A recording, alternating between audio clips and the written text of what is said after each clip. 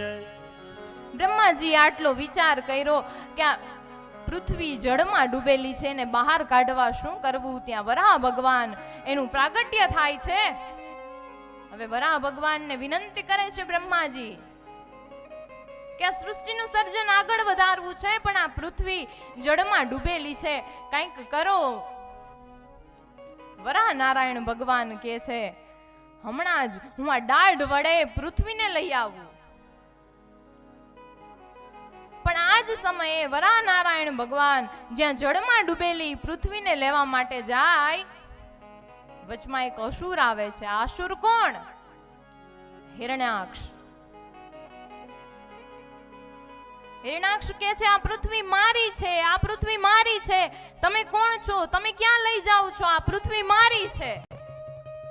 આમ 2-3 વખત કર્યું ને કે આ પૃથ્વી મારી છે, મારી છે. ભગવાન કહે છે આ મારું મારું જેને કર્યું ને એ બધાય મરી ગયા. અને જેણે જેણે આ દુનિયામાં તારું તારું એમ કર્યું ને એ બધાય તરી ગયા. વરાહ ભગવાન વિચારે છે કે આ એમ કે છે ને કે આ પૃથ્વી મારી છે, મારી છે. પણ એક વખત વિચાર કરો, આ પૃથ્વી હજી સુધી કોઈની થઈ નથી અને કોઈની થવાની નથી. શું કામ સમજાવું તમને? આ 5 વીઘા જમીન હોય, આજે આપણા નામની છે, આપણે વયા જાશું, કાલ આપણા દીકરાના નામની થશે, ઈ વયા જશે, એના દીકરાના નામની થશે. આ પૃથ્વી કોઈની થઈ ન થઈ.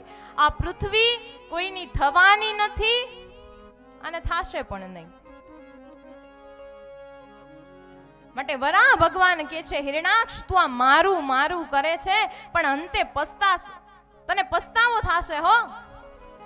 પણ હિરણાક્ષ સમજતા નથી. શું કામ? હિરણાક્ષને મદ હોય, અભિમાન હોય કે આ પૃથ્વીને, આ વરાહ ભગવાનને હું જીતવા નહીં દઉં.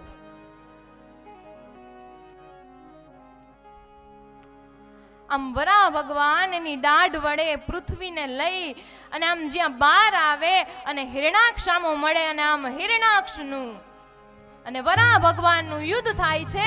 આ યુદ્ધમાં ને યુદ્ધમાં વરાહ ભગવાન હિરણાક્ષ પર પ્રહાર કરે, હિરણાક્ષ વરાહ ભગવાન પર પ્રહાર કરે, પણ અંતે જીત તો સત્યની જ થાય ને. આમ વરાહ ભગવાન હિરણાક્ષને મારી નાખે છે અને એ પૃથ્વીને બહાર લઈ આવે છે. પૃથ્વીને બહાર લઈ આવે છે, બ્રહ્માજી પાસે જાય છે. બ્રહ્માજી તમે કીધું તું ને કે આ પૃથ્વી જળમાં ડૂબેલી છે, લ્યો હું બહાર કાઢી આવ્યો. હવે તમે આ સૃષ્ટિનું સર્જન કરો, વંશ પરંપરાગત રીતે આ સૃષ્ટિ આગળ કેવી રીતે વધે ને એવું કંઈક કરો. અને પછી રાજા મનુ અને શત્રુપા રાણી આ મૈથુની સૃષ્ટિ દ્વારા વંશ પરંપરાગત રીતે આ સૃષ્ટિને આગળ વધારે છે.